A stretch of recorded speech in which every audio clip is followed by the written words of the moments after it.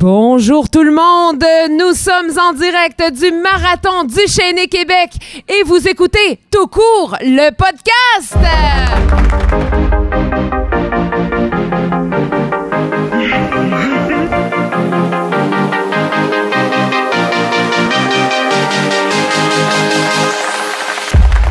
Allô, allô tout le monde. Bonjour Anne-Lise. Hey, bonjour, bon matin. Nous, c'est le matin. Je sais pas vous l'écoutez à quel moment de votre journée, mais nous sommes le matin. Il est tôt. On a fait notre installation à la noirceur.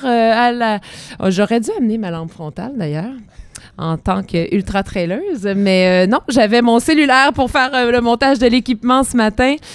On vous commence ça avec une petite introduction. Qu'est-ce que c'est tout court, Laurent? Alors, tout court, qu'est-ce que c'est? Bonne question, Anne-Lise. En fait, c'est une plateforme qui est dédiée à la communauté de manière à avoir un certain nombre de références en matière de course à pied. Donc, on y retrouve quoi? On y retrouve des films, on y retrouve d'ailleurs des podcasts, on y retrouve des assurances, des recettes, des plans d'entraînement, des coachs.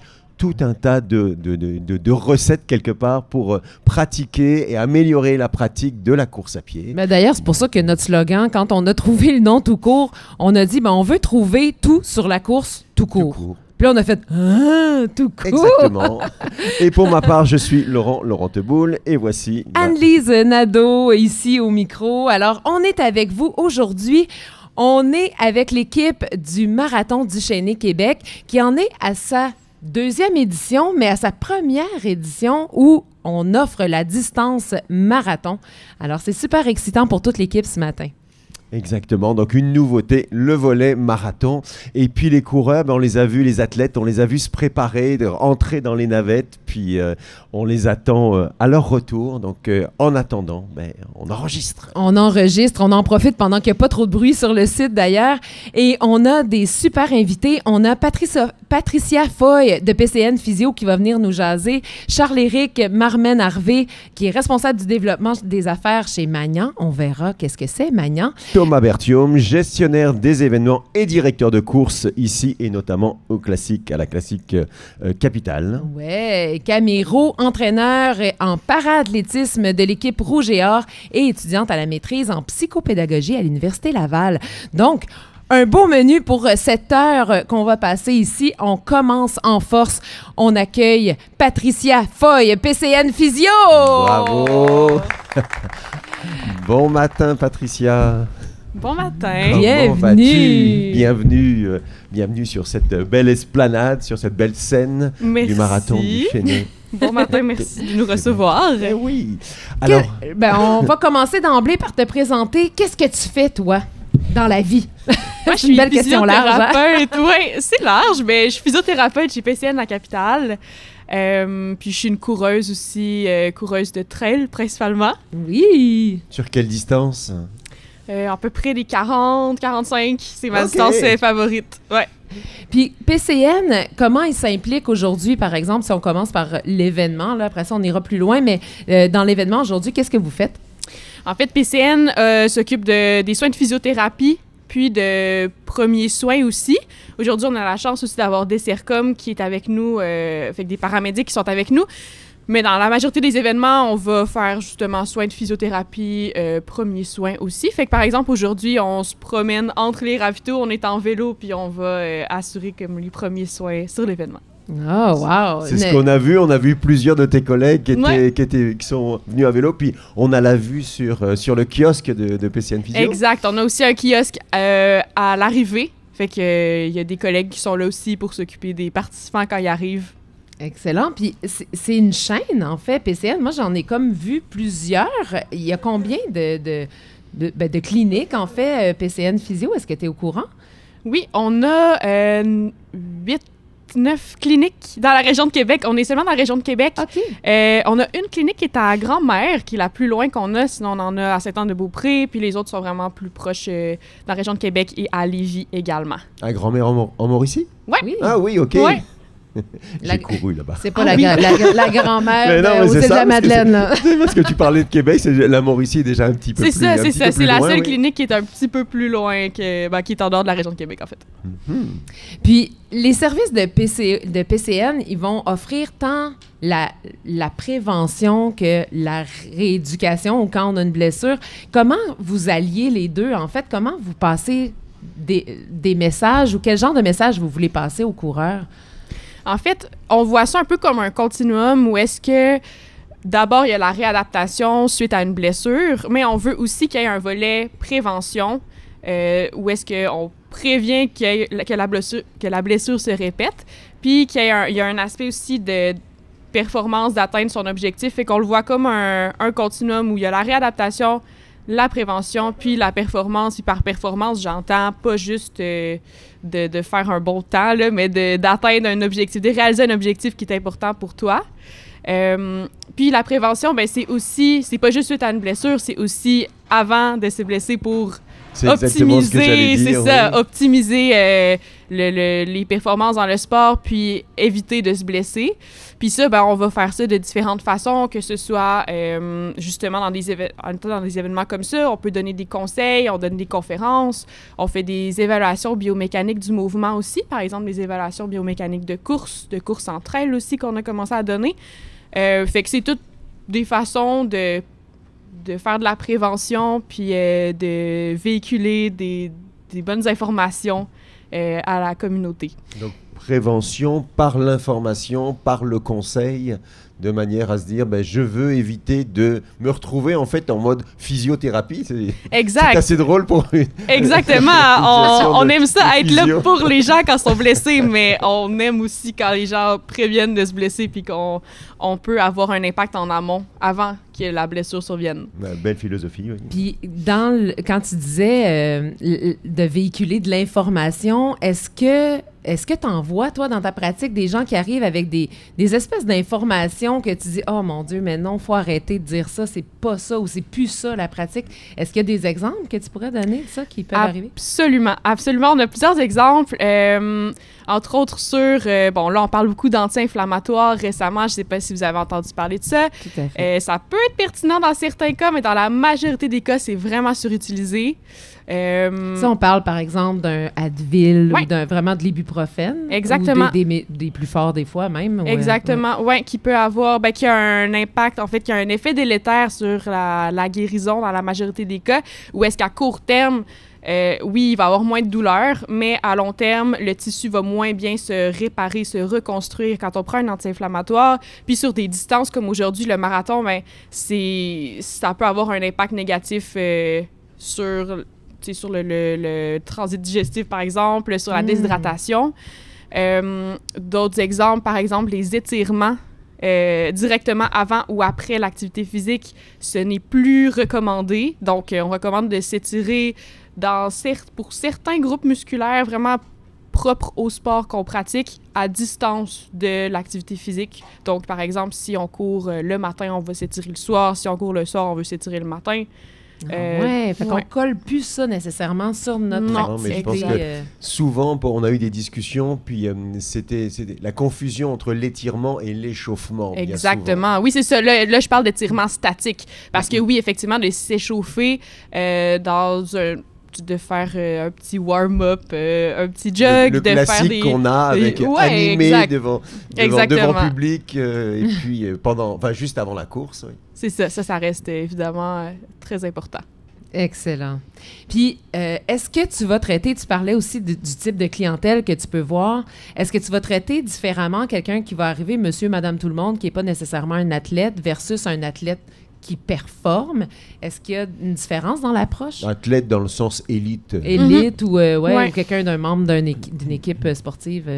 L'approche n'est pas très différente dans le sens où, peu importe la personne que j'ai devant moi, je vais m'adapter à son objectif puis à ses besoins.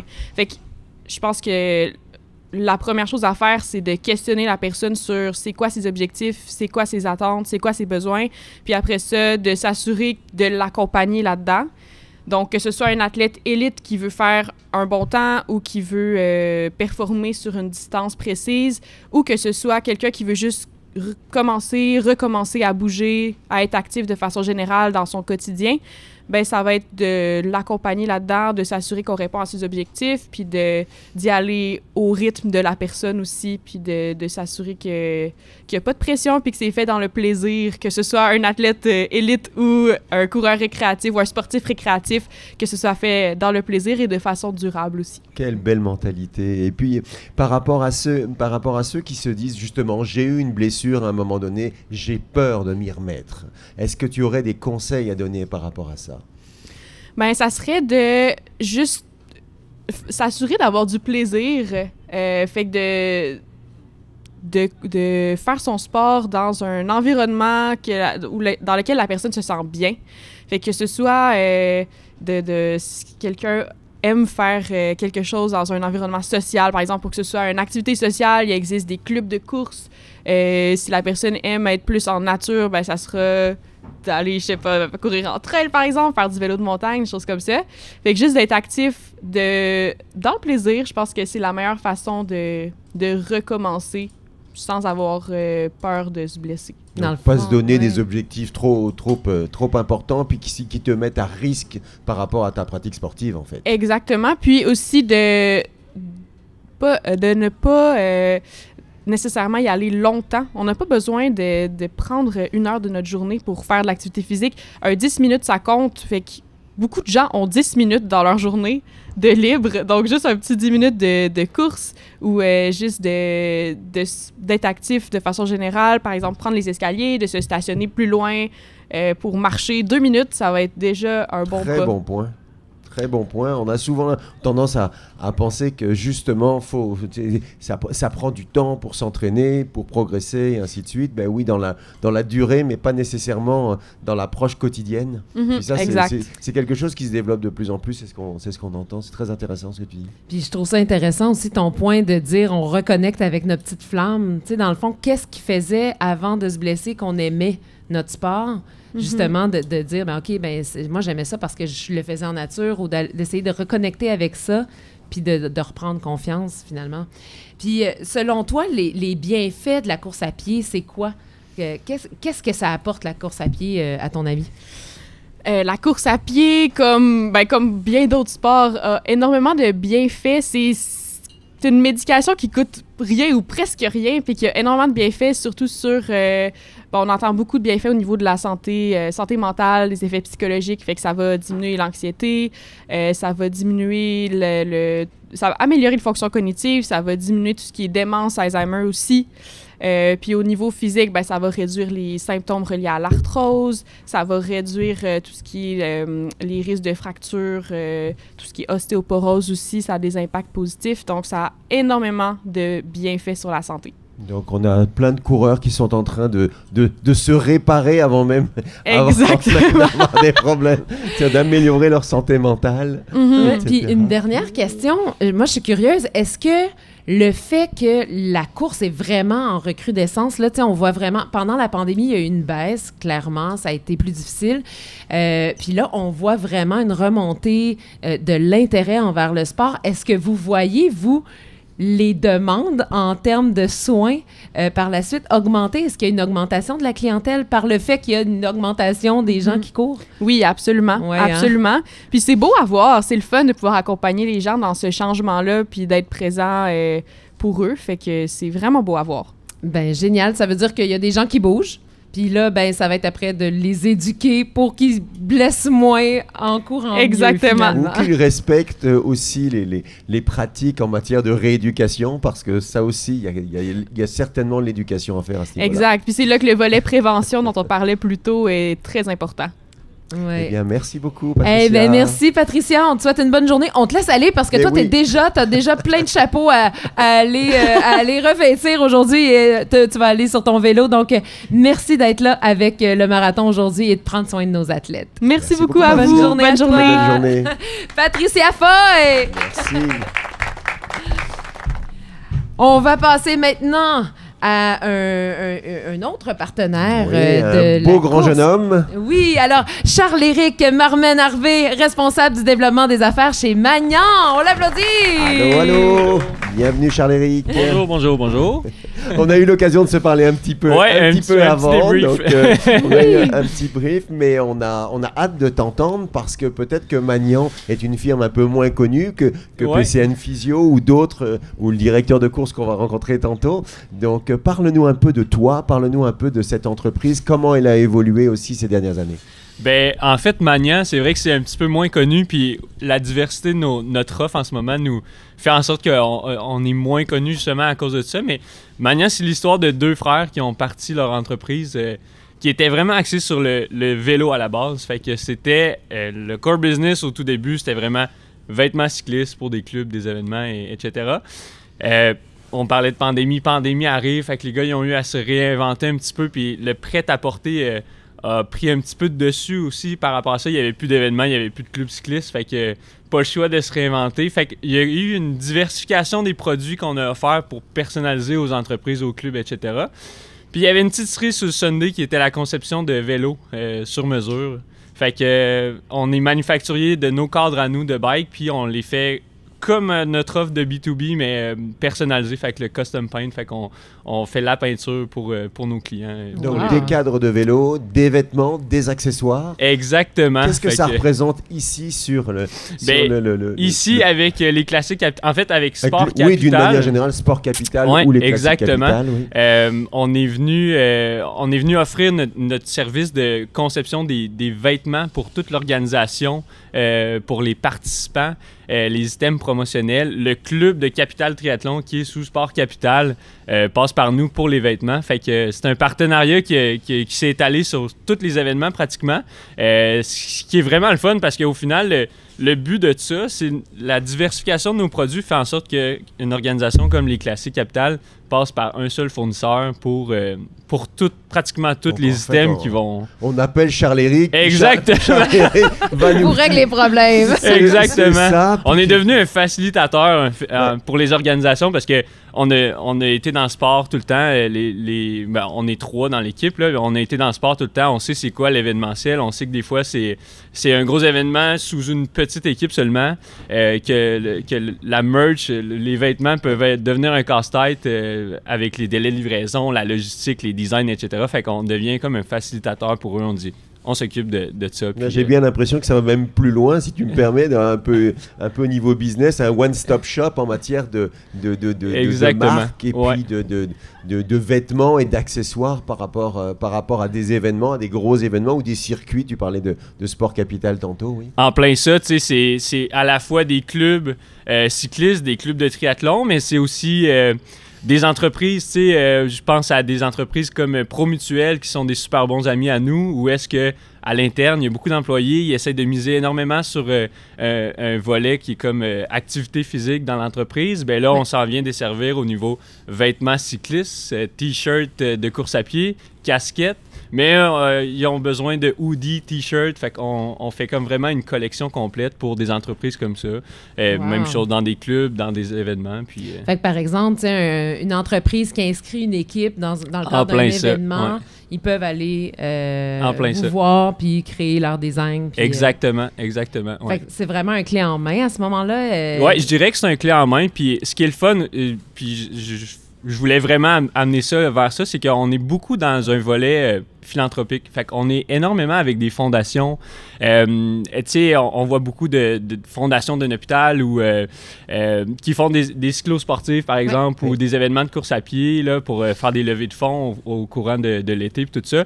Puis je sais pas si c'est faute des prix qui étaient super compétitifs à la base, mais on s'est vraiment créé une belle réputation à ce niveau-là. Puis c'est tellement valorisant parce qu'on essaie le plus possible de redonner à eux, de plus possible de s'impliquer avec eux. Fait que dès qu'on est capable de redonner à la fondation ou à la cause qui est en lien, on le fait. Puis, tu sais, au fil du temps, on s'est dit, hey, ces mandats-là sont tellement pertinents. Puis d'un autre côté, ben eux, ils c'est encore pire les fondations où est-ce que l'équipe est des fois très, très, très petite. Ça tient sur 2 personnes des fois. Fait que quand on dit « Hey, on s'occupe de tout ton volet vêtements » puis on s'implique en redonnant à la cause, ben ça fait des partenariats qui sont super le fun. Là, fait que, des situations win-win, des partenariats exactement, qui sont super ouais. le fun, effectivement. Puis ça, c'est une des choses que nous, on remarque aussi dans notre pratique, c'est que plus tu tends la main, en fait, c'est que ça fait des connexions, puis c'est en étant ensemble qu'on est plus fort. Tu sais, je trouve que c'est vraiment en partageant, en collaborant, je trouve que c'est vraiment là qu'il y a comme une énergie qui se crée, puis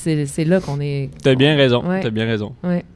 Donc, puis au niveau du sport comme tel, vous autres, j'imagine que vous êtes des athlètes aussi. Ouais, à la base, en forme, je là, pense tu dans me le parais, vélo, là. non? Côté Ben, cyclisme, en peut-être? fait, les 2 frères, Nicolas puis David, qui ont parti Magnan, c'est des cyclistes purs à la base.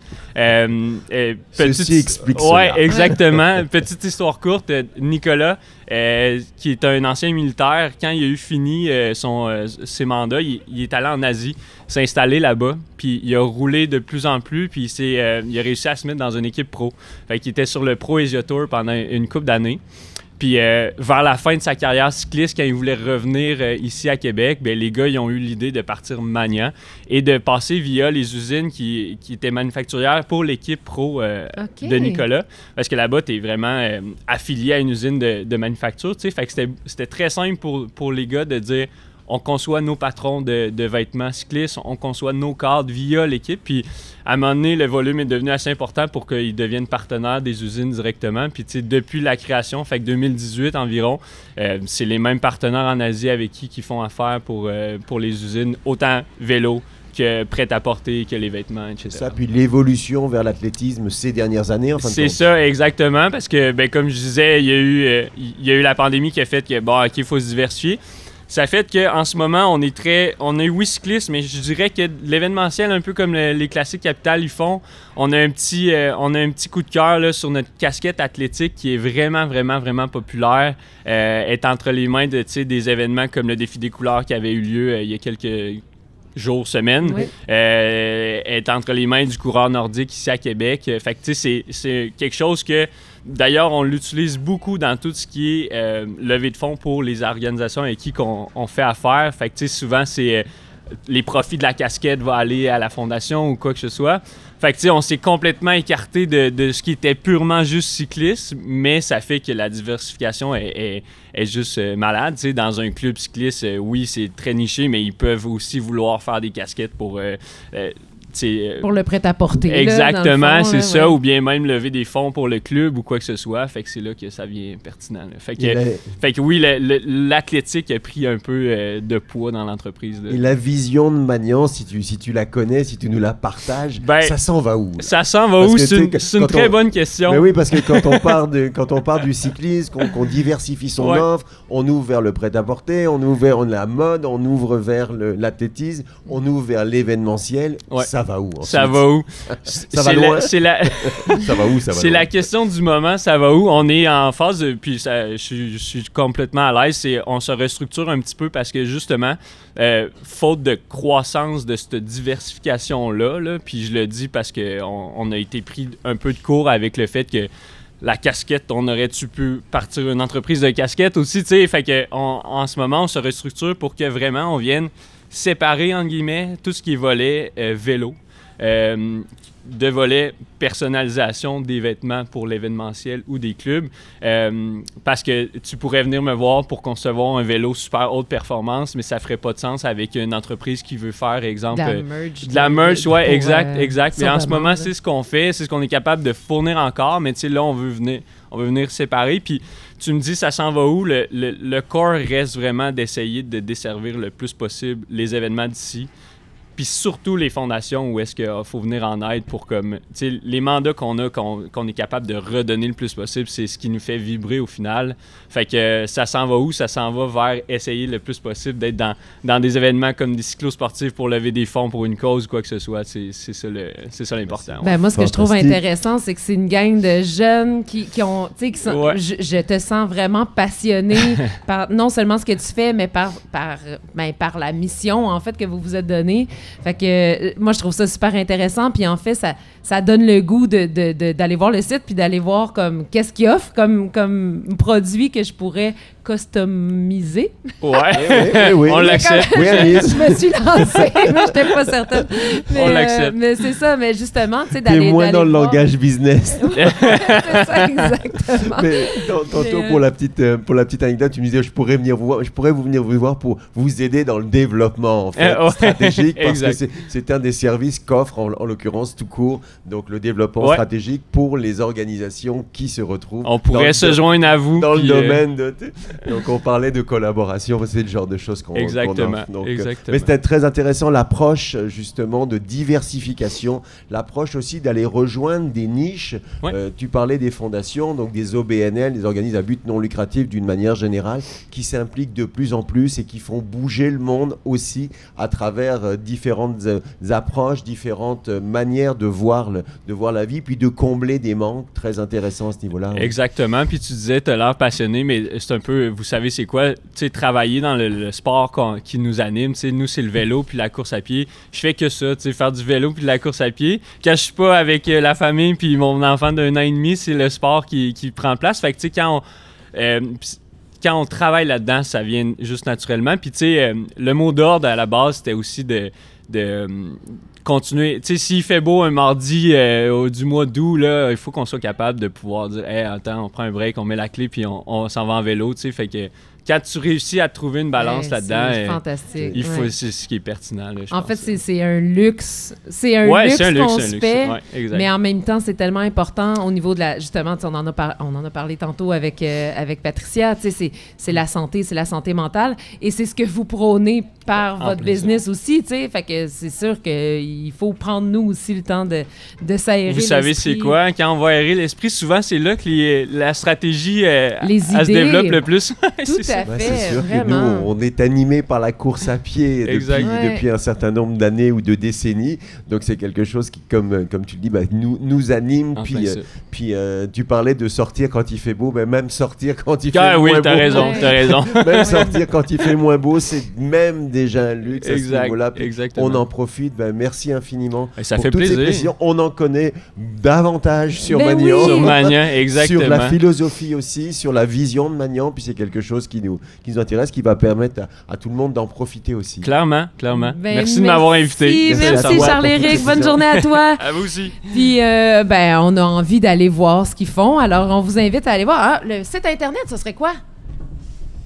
En ce moment, c'est maniandesign.ca. Mais Magnan comme je dis, Design. on se Ouais, restructure. on sent Fait que que- nouveau on sent qu'il y site a une en restructuration. vue là, dans les prochaines semaines. Est-ce que vous avez des Maniandesign.ca. réseaux sociaux aussi? Oui, Donc, on peut directement aller voir ça. Magnan Design, culture cycliste, vous allez nous trouver aussi. Là, mais c'est ça, en ce moment, tout va mener vers Magnan, ça c'est sûr, mais justement, on va peut-être écarter le volet vélo. Ouais. Fait que nouveau site à venir, mais quand on tombe sur le site, on tombe directement aussi sur nous contacter, puis c'est moi et David qui répond à cette demande-là. Puis j'allais Fait que- dire, sinon vous allez sur LinkedIn, vous cherchez Charles Exactement. Harvey Tu vas et trouver. vous allez le trouver parce que c'est ce qu'on a fait. Eh bien, merci. Là, Merci c'est à vrai, vous on a autres. les infos. Merci beaucoup d'être passé nous voir au micro de Tout court, le podcast. On enchaîne. Est-ce que Thomas est là? Je n'ai pas l'impression On dirait que je ne l'ai pas d'avoir vu, vu non? Thomas hein? encore. Ben, on va passer à notre autre invité. On va mettre ça de Prochaine. côté pour Thomas. Parce que Thomas, évidemment, c'est le gestionnaire des événements et directeur de course. Donc, probablement qu'il est bien occupé ce matin. Alors, on va passer à notre invité, Camille Rowe, entraîneur en paraathlétisme de l'équipe Rouge et Or et étudiante à la maîtrise en psychopédagogie à l'Université Laval. Une On bonne main l'applaudit! d'applaudissements. Bienvenue Camille. Merci. Bon matin, je la Installe-toi voyais. Ah oui, confortablement. ça va, merci. Je t'aurais bien offert un petit feu de camp, là. Oui, c'est ça. la C'est un peu gouttonnée. froid ici. Ah ouais, moi j'ai là. un petit peu frais. Oui, un petit c'est peu ça, frais. là. Je disais à Laurent, quand on a pacté nos choses pour s'en venir, j'ai dit, moi, j'amène mon manteau d'hiver, Non, je mais- suis...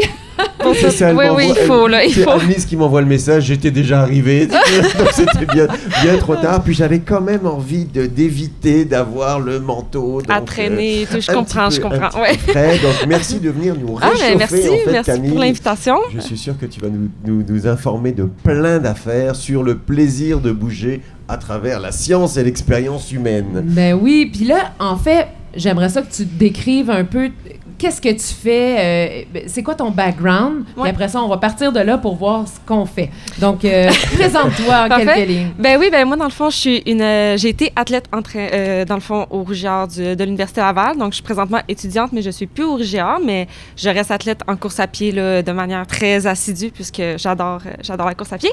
Mais parallèlement à tout ça, je suis une étudiante à la maîtrise en psychopédagogie au département d'éducation physique. Donc, je fais de la recherche. Dans le fond, mon projet de maîtrise porte sur les athlètes de parasport et le sport sécuritaire. Donc, vraiment, je suis vraiment dans la sécurité, intégrité en milieu sportif. C'est mon champ de recherche en particulier présentement. Parallèlement à ça, je suis aussi entraîneur en paraathlétisme au club d'athlétisme de l'Université Laval. Donc, c'est moi qui ai le volet paraathlétisme jeunesse. Donc, j'ai tous les jeunes qui veulent s'initier, qui veulent se développer au paraathlétisme. Donc, vraiment, de l'athlétisme adapté. Pour les jeunes en situation de handicap, ben, c'est moi qui ai tout ce volet-là au sein du club pour les plus petits. Et comment tu vois une évolution dans ce domaine-là, justement? On parlait en France, à Paris, il y avait Ouais. Paris 2024, donc ça a évidemment entraîné un grand engouement pour le sport d'une manière générale, pour Ouais. l'athlétisme en particulier, que ce soit le volet régulier ou le volet paralympique. Exactement. Comment tu vois ça? Comment ça se traduit à ton niveau? Ben, à mon niveau, moi, comment je le vois, surtout si je prends mon œil plus d'entraîneur en paraathlétisme, c'est sûr que on parle beaucoup de visibilité. On parle beaucoup de amener toute la population. Donc, autant que tu as un handicap, que tu n'as pas d'handicap à faire l'activité physique, Donc, que c'est possible. possible. Exactement, de montrer que c'est possible d'en faire. Ouais. Oui, là, les Paralympiques, on atteint le niveau élite, mais qu'à une base plus récréative, à une Sûr. base plus de développement, c'est tout à fait accessible, c'est disponible. Donc, c'est de montrer qu'il y a cette possibilité-là de le faire aussi auprès de la personne.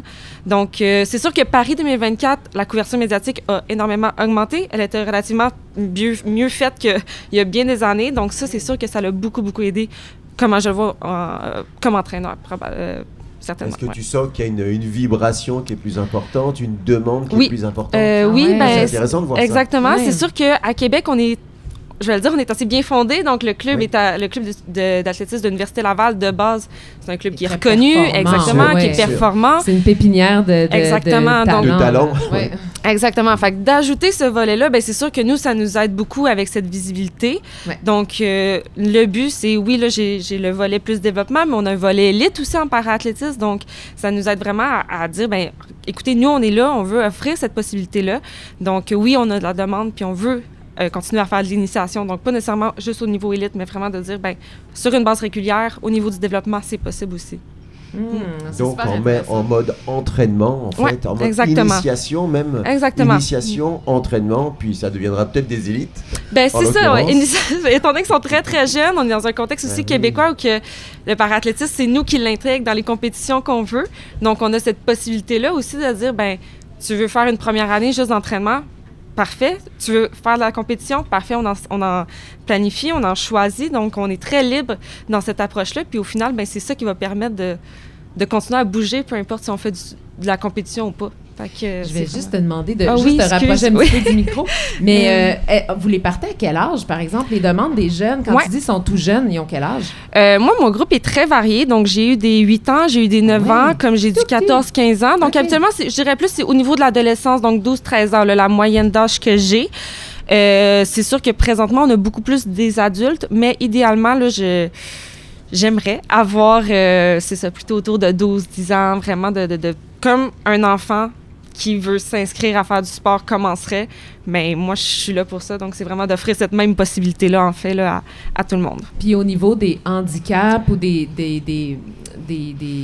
j'allais dire des déficiences, Ouais. mais en fait de ce qui est, Oui, qui est c'est ça. différent, c'est quoi qu'il va avoir comme type de clientèle? En paraathlétisme, principalement, on retrouve plutôt des déficiences motrices. Donc, ça va être surtout, par exemple, des athlètes en fauteuil. On va retrouver aussi beaucoup de malvoyants ou aveugles. Donc, c'est les classifications qui sont possibles dans le grand système paralympique, là, pour faire ça tout court. Mais c'est ça. Comme ça. Merci. Parce qu'on pourrait offrir Belle là, un blague très trop. grand livre. Mais c'est ça, c'est principalement des déficiences motrices et visuelles. OK. Est-ce que aussi, si tu parlais de déficiences physiques plutôt, est-ce que des déficiences au niveau, à d'autres niveaux en fait, sont envisageables pour ce type de pratique-là? Oui, c'est sûr que, tu sais, moi, ma vision, c'est peu importe ta déficience, en fait, vient. Après, c'est sûr que le parathlétisme en tant que tel a certains types de classifications. Donc, ça ne veut pas dire que tout le monde peut, après, viser un niveau élite, par exemple. Mais à la base, l'idée, c'est de permettre une pratique sportive pour tout le monde. Ben, donc, c'est ce qu'on essaye de voir. Exactement. Dans quelle mesure on rejoint le plaisir de bouger. Exactement. Les handicaps peuvent être multiples, ils peuvent se cumuler aussi. Oui, exactement. Souvent, là, c'est pas juste une déficience qui vient avec. Mais le message, ce que tu nous dis, c'est que ça n'empêche pas d'avoir du plaisir de bouger. Absolument, absolument. Ça, moi, c'est ça la base première, en fait. Et de s'initier, en fait. Oui, c'est ça. C'est vraiment dire, j'ai une pratique d'activité sportive de manière régulière, à 1 à 2 fois semaine. J'ai un groupe, je vais dans un centre sportif, donc c'est tous ces petits trucs-là aussi qui font partie de la pratique sportive que n'importe qui aurait accès. Donc, c'est de continuer aussi puis d'offrir ça, en fait. Oui, puis qu'est-ce que tu leur fais faire à ces groupes-là? Moi, dans le fond, on a la course en fauteuil et on a du lancer assis principalement. Donc, tout dépendant, habituellement, quand ils commencent, je leur offre la possibilité, en fait, où je les recommande de faire les deux, donc pas nécessairement juste une discipline, donc vraiment de venir varier les habiletés. Par contre, à la suite, s'ils ont des préférences, on va choisir la préférence, mais parfois venir varier juste pour, c'est ça, avoir développé tout de même les habiletés de manière générale. Mais principalement, là, je dirais que j'ai un groupe en fauteuil roulant, de fauteuil de course, et j'ai des lanceurs assis aussi, principalement. Très. Puis, qu'est-ce qui t'a donné envie de choisir c'est assez, j'allais dire spécial, mais c'est pas... Niché, oui, c'est ça, ouais, c'est un bon mot. Exactement. C'est quand même précis, en fait. Oui. Puis, qu'est-ce qui t'a donné envie d'aller là-dedans? Oui, je ne l'ai pas dit au début, mais j'ai un baccalauréat en intervention sportive et, dans le fond, c'est dans le cadre d'un cours de développement de l'athlète, je pense. Il y avait une conférencière qui est en fait Nathalie Séguin, qui est l'entraîneur principal du volet parathlétisme, qui est venue faire une conférence et moi, ça fallait que je choisisse un stage, dans le fond. Puis, je faisais de l'athlétisme, donc je me suis dit, j'ai comme une curiosité, je veux voir c'est quoi qui est différent de ce que je suis habituée de faire comme athlète. Donc, c'est en partant d'un stage tout simplement au baccalauréat qu'après, j'ai vu c'était quoi, que j'ai vraiment baigné là-dedans pendant un été complet. Puis, à ce moment-là, le volet jeunesse n'était pas tant développé. Donc, on a vraiment repris ça à 2. Puis là, maintenant, c'est vraiment une offre normale là, qu'on retrouve au niveau du club. Donc, c'est parti là, c'est en 2022 environ là, depuis que je me suis impliquée en tant que stagiaire. Hey, bravo! Puis, est-ce que ces athlètes-là t'inspirent? Est-ce qu'il y a des choses qui viennent te toucher puis faire comme « Oh my God, on a à apprendre d'eux ». Oui, je dis souvent qu'en parathlétisme ou juste quand on travaille en parasport, faut se faire confiance en tant qu'entraîneur on connaît notre sport, on connaît nos habiletés, mais la communication avec les athlètes à ce moment-là est encore plus importante parce qu'eux connaissent leur corps, connaissent leurs limites.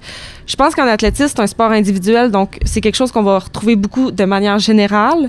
Je pense par contre qu'on le travaille encore plus dans un contexte de paraathlétisme, donc c'est là que ça vient changer. Ça fait toute la différence. Puis je le vois après comment ils vont le reproduire en compétition, comment ils vont le reproduire en entraînement, comment qu'on discute ensemble. Je vois vraiment une très grande maturité auprès de mes athlètes qui pourtant sont au secondaire, au début secondaire. Donc ça, j'apprécie vraiment en fait de pouvoir les voir développer dans ce sport-là, puis d'être vraiment aux premières loges de leur maturité puis leur développement athlétique. Ah oui, ça doit être super touchant en vraiment. Plus de voir l'espèce de résilience puis de exactement. Force qu'ils ont, vraiment pour passer au travers ces limitations-là puis justement de dire mais je suis capable de performer malgré tout. Exactement, puis ils sont vraiment je trouve vraiment courageux dans un sens où ils vont sur la piste, ils vont faire leur échauffement comme tout le monde dans des compétitions. Moi, je les incite vraiment à les coureurs debout sont en train de s'échauffer, parfait, c'est à ton tour aussi. Donc vraiment cette intégration inversée-là est super importante de juste pour dire quand c'est l'heure d'échauffement, c'est l'heure d'échauffement pour tout le monde. Donc c'est à toi aussi d'y aller et d'y aller. Ils vont vraiment d'une manière naturelle, puis ils s'intègrent vraiment bien. Donc ça, je suis vraiment contente aussi de cette ouverture-là qu'on a au Québec en paraathlétisme, notamment. J'ai l'impression qu'on commence aussi à avoir des figures de proue. Oui, exactement. Donc ça aide beaucoup à la représentation. Oui, vraiment, c'est ça. On parlait, par exemple, des Jeux Olympiques, donc qui donne aussi une idée de ce qui peut être atteignable, quelque part. Mais quand on a aussi des figures de proue, on en rencontre des personnes qui sont en fauteuil roulant et qui performent de manière incroyable. Ça doit stimuler, quelque part, à la fois les entraîneurs, puis les athlètes et futurs vraiment. élites. Mais on est chanceux au club. On a Anthony Bouchard qui est médaillé, en fait, champion du monde là, depuis 2 semaines environ dans sa catégorie. Et ça, ben, avoir accès à cet athlète de haut niveau autant facilement, mais c'est sûr que mes athlètes sont très privilégiés et c'est vraiment... Il vient leur parler, il vient nous aider pour les fauteuils. Donc, c'est vraiment un travail d'équipe là, qu'on a au sein du club qui fait en sorte que ben, tout le monde pousse vers le haut au final. Ben oui, en fait, c'est que cet athlète-là, cette figure-là qui performe, tu dis, ben il s'entraîne dans mon club, fait que c'est possible pour moi. En fait, exactement. Ça fait rêver. Exactement. C'est comme les athlètes de tennis. Tu sais, quand l'athlète de tennis performe, il y a des athlètes canadiennes qui performent. Là, les jeunes la connaissent. Ils ouais, c'est la même figure, exactement. C'est le même genre d'engouement. C'est quelque chose que je connais bien parce que j'ai pratiqué pendant quelques décennies, mais j'allais dire, c'est quelqu'un qui performe, il y a des inscriptions qui augmentent. C'est pas compliqué. Oui, c'est ça, exactement. Ça donne vraiment ça, puis tu as l'audience qui s'y intéresse. Vraiment. On retrouve vraiment cette particularité aussi au niveau quelque chose qui est resté caché pendant bien longtemps. Le côté handicap, j'allais dire, on n'avait pas tellement envie d'en parler, c'était pas quelque chose de très vendeur, c'est plus le cas, on le voit, il y a une couverture médiatique énorme au niveau des derniers Jeux Olympiques, et c'est une très bonne chose parce que ça fait vibrer tout un tas de personnes et qui donne des possibilités. Puis merci à toi de les encourager, de les entraîner, de les soutenir. On sent que c'est quelque chose qui te tient à cœur. Oui, mais c'est vraiment c'est un travail collaboratif. Je pense que si j'avais pas eu ça au baccalauréat, je serais sûrement pas là aujourd'hui. Puis je vois cette ouverture-là maintenant. Je suis invitée dans les classes au baccalauréat maintenant pour en parler. J'ai des stagiaires du bac, donc c'est ça. C'est quelque chose qui est en développement, mais on sent l'ouverture. Donc malheureusement, oui, ça prend plus de temps qu'on l'aurait voulu, mais c'est là, donc on en profite puis on le prend pour nos athlètes. Oui, une étape à la fois. Exactement. Ouais. Nous autres, on le voit même. On a fait une collecte de fonds pour la Fondation des sports adaptés. Ah, OK, ben oui. On était justement avec Fanny Girardin qui a gagné le Bromont Ultra 160 km la semaine passée. On était avec elle en Suisse. Elle organise une course en Suisse, le Verbier Ultra, et elle travaille aussi pour les sports, en fait, para-snowboard. Donc, je ne sais pas si tu la connais. Non, oui. Ah oui, c'est drôle. C'est drôle, le monde est petit. Oui, c'est vraiment. Puis c'est ça, on faisait une collecte commune avec elle pour la Fondation des sports adaptés. Puis c'est beau de voir justement, tu sais, les gens qui partent avec les DAU dans les sentiers pour faire profiter des personnes en situation de handicap. On en rencontre de plus en plus, y compris ça va jusqu'à la diagonale des fous. C'était incroyable quand on parle de courses maintenant, des 160 km, 170 km, des 10 000 mètres de dénivelé. Et il y a effectivement des personnes en situation de handicap qui se retrouvent à vivre des expériences mais extraordinaires dans tous les sens du terme. Et il y a ça, puis l'équipement adapté qui souvent va coûter très cher, ou justement d'avoir des entraînements adaptés. Exactement. Donc, ça prend de l'argent, donc probablement qu'il y a des athlètes qui pourront peut-être bénéficier de ça, mais justement avec la Fondation. Non, c'est vraiment, oui, ça aide énormément. Là, nous, on a le support de Parasport Québec, qui est notre fédération, donc on est bien supporté de ce côté-là, mais en effet, c'est des enjeux qu'on va retrouver souvent dans différents milieux, dans différents parasports aussi. Donc, c'est quelque chose à ne pas négliger, malheureusement, dans ces contextes-là. Et on invite peut-être des entreprises qui seraient intéressées à aider les athlètes, à les supporter, à les commanditer, pour qu'ils puissent pratiquer leur sport puis en faire une pratique professionnelle. Oui, vraiment. Ben oui, parce qu'au final, un parasport, un sport, c'est la même chose. C'est des athlètes en soi dans les deux cas. Donc, puis la visibilité, exactement. tout le monde en a besoin. Exactement. Donc, on espère que vos athlètes seront bien traités, bien commandités pour qu'ils puissent performer. Merci infiniment. Merci pour l'invitation. D'avoir accepté cette invitation puis d'être venu nous parler justement de parasport et de plaisir dans le parasport. On te souhaite une bonne maîtrise. Merci beaucoup, Camille. Bravo, Camille. Bravo, Camille Giraud, entraîneur en paralathlétisme de l'équipe Rouge et Or et étudiante à la maîtrise en psychopédagogie à l'Université de Laval.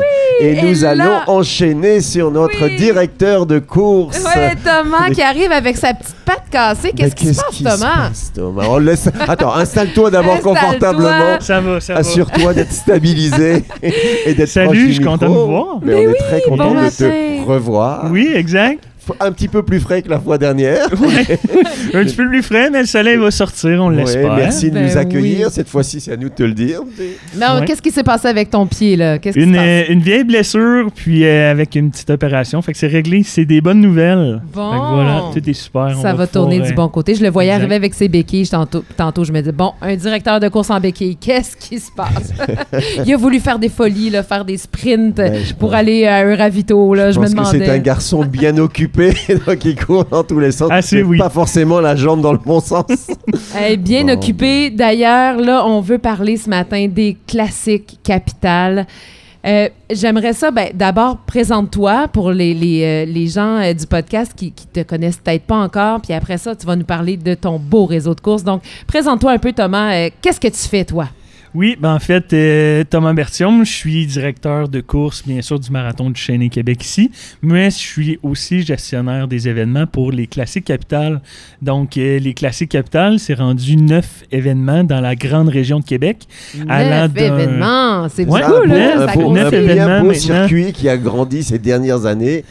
Ça va puis- vite, on a Alors, trop d'idées. C'est ça, mais ça couvre donc de quelle période à quelle période. Puis parle-nous un petit peu des courses. On a un peu de temps pour mieux comprendre ce circuit, puis pour donner l'envie aussi de s'inscrire à ces formidables courses. Exact. Donc, le calendrier est assez vaste. On n'a pas nécessairement de période morte parce qu'on a des courses, même l'hiver, on a des courses intérieures au centre de glace ici à Québec. Donc, on a Ouais. 2 courses, une en novembre, puis une en février.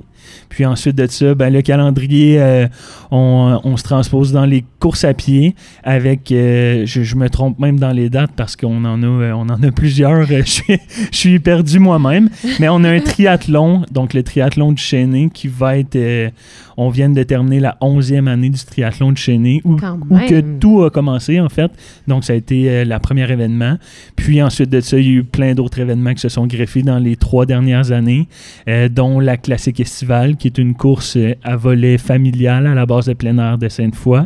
Le triathlon, on a le défi en eau libre au lac Simon, donc de la nage aussi, fait qu'on essaie de beaucoup varier. On a le marathon ici. On a une course en trail, donc sentier sous les étoiles Oui, au c'est ça. lac Ça, Beauport. je me souvenais qu'il y en oui, avait oui, une absolument, de absolument. soir, là. Ouais. Exact. Puis, à travers ça, nos 2 courses au centre de glace. Puis, on a aussi la classique Champlain qui est à sa première année Oh. sur le boulevard Champlain, donc un 5 puis un 10. Puis, on a annoncé qu'on va avoir la distance demi-marathon pour l'an prochain.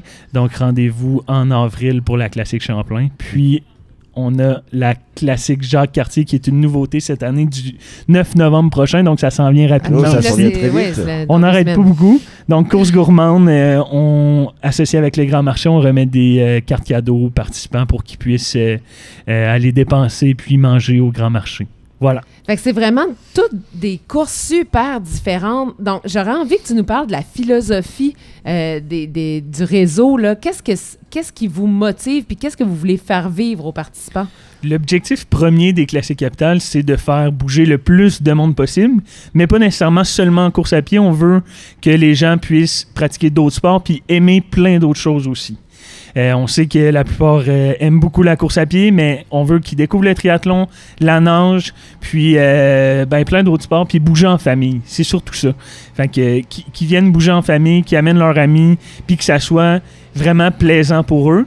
Tout en gardant, on a un volet assez compétitif. On a beaucoup d'élites aujourd'hui au marathon. Fait qu'on veut donner la possibilité à tout le monde d'avoir leur objectif, mais surtout de bouger puis d'avoir le plaisir.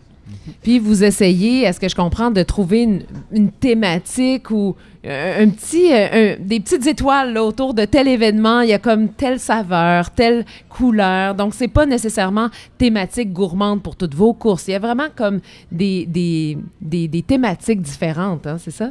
Exact. Donc, beaucoup de thématiques, mais l'idée générale reste la même de vraiment faire bouger le plus de gens possible puis qui gardent le plaisir. Là. Mais ça donne un circuit qui est quand même très diversifié. Il y a des circuits qui se ressemblent davantage avec des courses qui se rajoutent, qui sont de même, j'allais dire, de même calibre. Là, j'ai l'impression qu'il y a quelqu'un qui a commencé à Duchesnay et qui s'est dit, tiens, à un moment donné, je vais relier Duchesnay à Québec. Et puis, tu parlais du volet triathlon.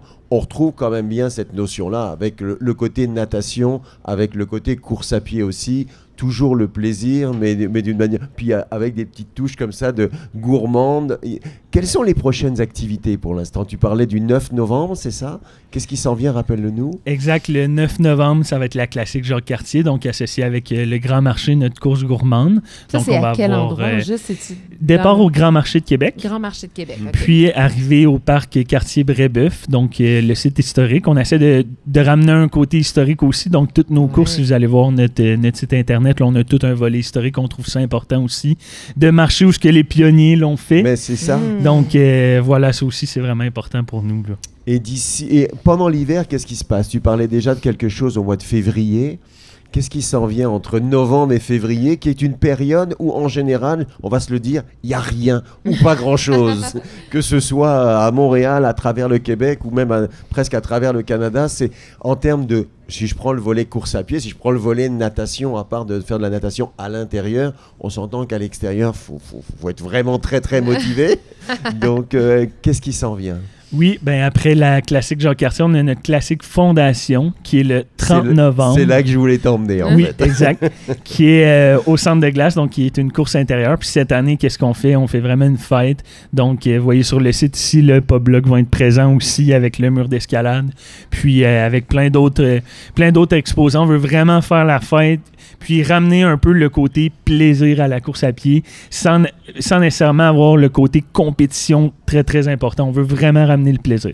Puis la classique Fondation, en fait, tout l'argent amassé, tout, on garde rien pour nous. Tout est remis à la Fondation Martin Matt pour les traumatismes crâniens. Voilà. Puis est-ce que tu as envie de parler pourquoi vous avez choisi cette cause-là? On peut en parler. Francis Bachand, qui est le président fondateur de Sport Capital, l'entité qui est au-dessus des classiques capitales, des courses, a eu un traumatisme crânien dans les dernières années. Puis on trouvait ça important, surtout pour lui, d'aller s'associer à cette cause-là, justement, qui lui tenait à cœur. Puis je suis amplement d'accord avec ça. C'est merveilleux qu'on puisse faire ça. Puis on trouve ça plaisant que les employés embarquent avec nous aussi. Puis ils veulent s'impliquer, ils veulent être là, puis ils veulent faire la différence aussi. Tu parlais de l'implication des employés, mais des employés, des partenaires, puis de l'ensemble du réseau, parce que quand on organise une course comme vous le faites, puis admirablement, c'est tout un écosystème qui embarque, en fait. Même les athlètes, les athlètes qui disent, aussi, moi je m'inscris à cette course-là, puis je le fais parce qu'il y a une cause au bout. C'est ça, c'est tout le monde qui s'implique finalement, là. Exact. Puis cette année aussi, on va avoir une formule de dons. Donc, les gens vont pouvoir faire des dons directement à la Fondation. Puis nous, de notre côté, on va faire tirer à travers tout ça. Sport Capital a un club de triathlon aussi. On offre des camps d'entraînement. Donc, on va faire tirer un camp d'entraînement dans un de nos camps, en fait, pour l'an prochain. C'est ça, dénoue-nous un petit peu justement l'écosystème cette fois-ci de Sport Capital, parce qu'on le voit, puis les classiques Capital, ça s'est très bien représenté aussi, donc c'est le circuit d'événements, j'allais dire, puisqu'on n'est pas juste dans la course à pied, donc d'événements sportifs quelque part, à travers les saisons, mais tu as Sport Capital là-haut. Alors quelle différence entre les deux, puis comment ça s'intègre ? Exact. En fait, Sport Capital est l'entité même. À travers Sport Capital, on a les classiques Capital, donc le circuit d'événements. On a Capital Triathlon, qui est le club de triathlon. On a aussi Capital Natation, donc un club de natation. Puis maintenant, on a l'Alliance Volleyball, donc un club de volleyball. Donc, tout ça... On ne l'avait pas sur la map, celui-là. Non. Tout ça... Il s'est créé là, comme ça, là, juste avant d'arriver. Dans la dernière année... Entre 2h et 3h du matin, cette nuit. On fait souvent des blagues, puis on se pose la question où est-ce qu'on va s'arrêter, mais Et là, c'est un club, pardon, du coup, je t'ai coupé, mais... Oui, l'Alliance Volleyball, on offre des camps d'entraînement pour les jeunes filles, en fait. Donc, on offre des semaines d'entraînement, des entraînements privés aussi en volleyball, puis des camps aussi l'été. Wow. Donc, Sport Capital, c'est un circuit d'événements sportifs et des clubs, en l'occurrence. Exactement. C'est pas mal ça. Si je résume, oui. Parfait, on l'a. Les classiques Capital, à ce moment-là, est-ce que c'est seulement de la course à pied? Ou il y a d'autres événements sportifs inclus dans les classiques Capital? Les classiques Capital, c'est vraiment l'ensemble des événements. Des événements, OK. Donc, les 9 événements. La natation, etc. Puis les défis hivernaux ou pas. Donc, Puis ça, ouais, non, vas-y, je t'en prie. Ça existe depuis combien de temps, en fait? Parce qu'on parlait d'une course qui avait quand même 11 ans. Est-ce que c'est la plus vieille course des événements ou il y en a des plus anciennes que ça encore? Exact.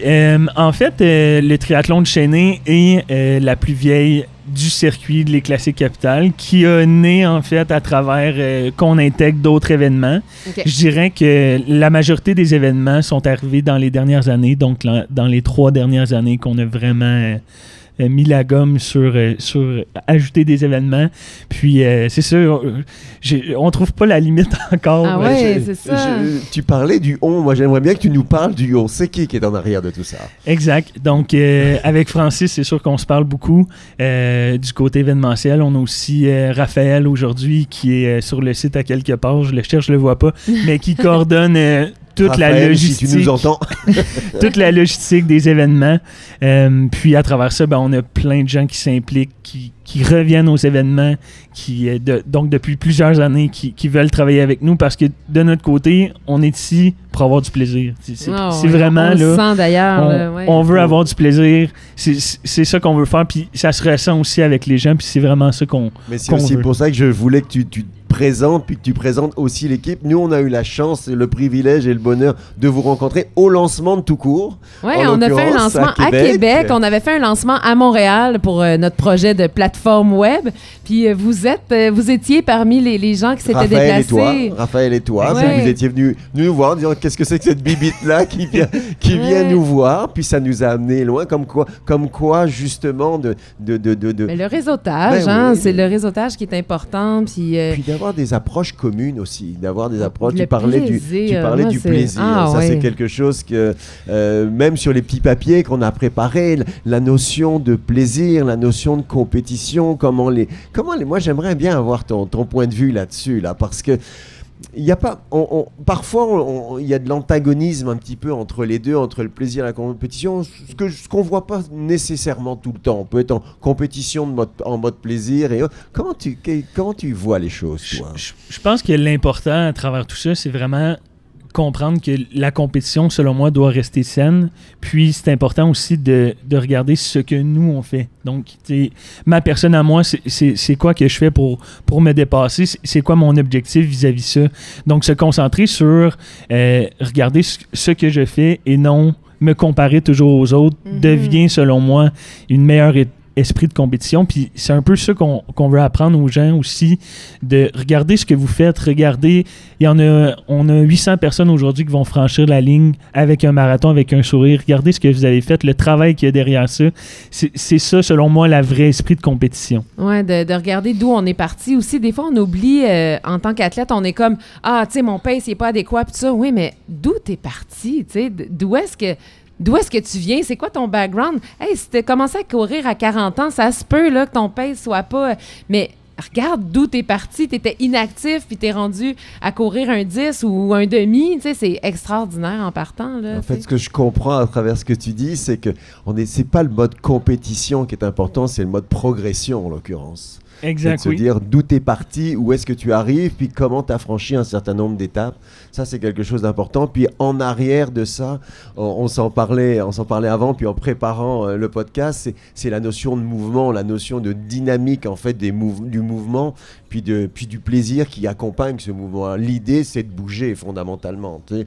Donc la compétition, c'est de se dire quelque part, est-ce que je reste sur mon canapé ou est-ce que je suis à l'extérieur? C'est ça. Puis avec tout ce que vous proposez, les possibilités sont multiples. Et ce que j'aime beaucoup en fait dans ce circuit-là, c'est cette notion de saisonnalité, de se dire on peut bouger en toute saison. Ouais. Puis avec Tout Court, et même avant l'existence de Tout Court, les amis tout coureux, j'allais dire, on était comme ça à se mettre des défis en novembre, ce qui existait quasiment pas il y a encore quelques années, puis en décembre, puis continuer et je trouve que je retrouve cette philosophie avec les trois excités et même un point par rapport à ça, parce que les trois excités là, parce que je vous vois aller, on vous voit aller là, c'était quand même très intéressant de se dire mais on a appris ça quasiment ce matin ou presque, mais le marathon là, c'est la première année.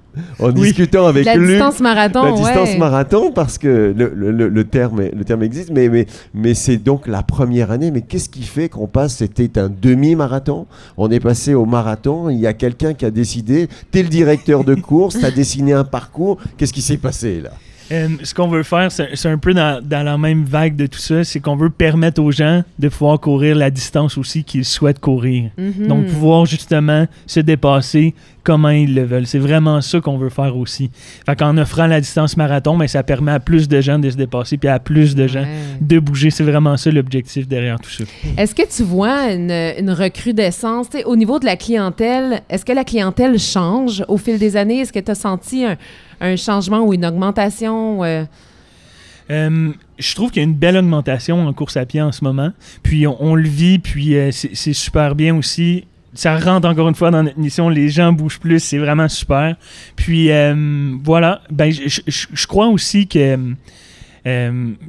pour l'événementiel, ce qui est important, oui, il y a un flux de coureurs qui arrive, il y a une nouvelle vague de coureurs qui arrive, qui émerge, puis que les gens bougent, c'est vraiment super, mais faut garder une qualité d'événement.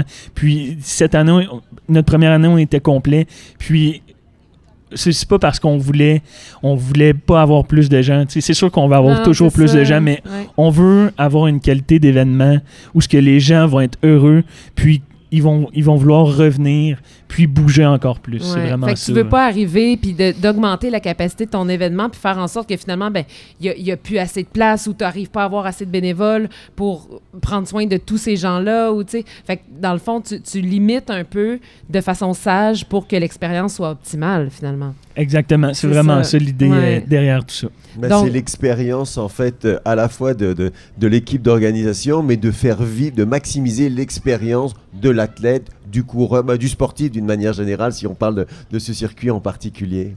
Donc, Ben, moi, c'est j'invite en fait les coureurs à vérifier leur calendrier, puis à planifier le calendrier tôt, regarder les dates d'ouverture, Bon, ouais, même si Thomas connaît pas toutes les dates et les a pas toutes en tête, Parce ce que n'est pas grave. Ce n'est pas grave. En fait, vous pouvez aller soit sur, évidemment, le site Classique Capital. Sinon, vous pouvez même aller prendre le calendrier tout court, parce Oui. que sur tout court, vous avez les Classiques Capital, puis ça vous permet d'organiser votre calendrier puis de pas manquer les dates d'inscription. Parce que sachez-le, mes chers coureurs, que c'est vraiment... Les inscriptions pour les courses deviennent... en fait, ça se remplit très vite. Ça part très vite. Ça part vite. Puis après ça, c'est comme les gens ils écrivent ouais, il y a plus de place déjà. Mais ouais, mais faut que tu sois à ton affaire. Donc les coureurs cette année, 2026 là, préparez-vous, mettez-vous des Laisse-moi le temps de rappels. mettre à jour tout le calendrier. De tout le calendrier, c'est quand oui, même c'est vrai. 350 courses à peu près au Québec qui sont référencées sur tout court. Ouais. Ça représente 350 pages web. C'est tout Laurent qui gère le calendrier, mais de toute façon pour Classique Capital, vous pouvez aller les voir sur leur site. Oui, mais bien déjà commencez à penser parce que évidemment ça se remplit vite et ça veut pas dire qu'ils vont augmenter le nombre de. On vient de bien le comprendre. Là, ils augmentent pas nécessairement le nombre d'inscriptions. Et donc on va te laisser aller. Attends, moi j'ai oui, une dernière question Ok. vraiment parce que c'est rare d'avoir un directeur de course avec nous. C'est que nous sommes des coureurs évidemment à la fois classiques puis des ultra-marathoniens. Est-ce qu'un jour il va être possible de retrouver un peu ou d'avoir des courses d'ultra-marathon sur route, ce que l'on voit beaucoup en trail évidemment.